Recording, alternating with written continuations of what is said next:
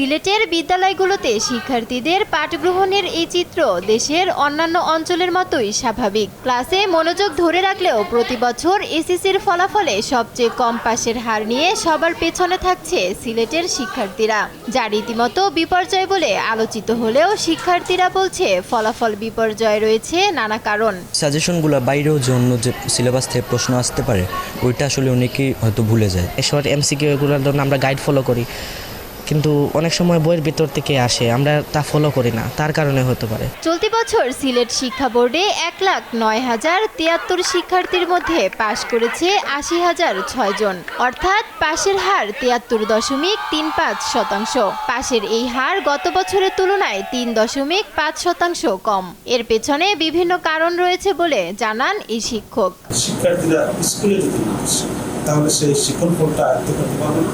এই জনবল সংকট কিন্তু প্রতিষ্ঠান তার সামর্থ্য অনুযায়ী পূরণ করতে পারে, সেখানে সরকারকে এগিয়ে আসতে হবে।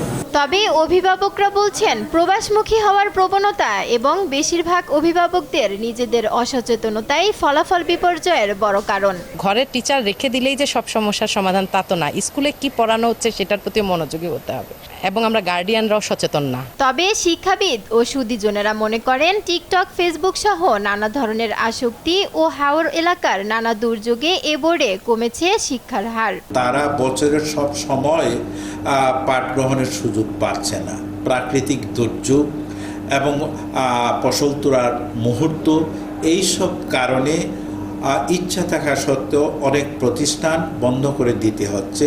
বোর্ড কর্তারা বলছেন গতবারের মতো এবারও মানবিক শাখা ফলাফল বিপর্যয়ের শীর্ষে, যার জন্য দক্ষ শিক্ষকের অভাবকে দায়ী করেছেন তারা।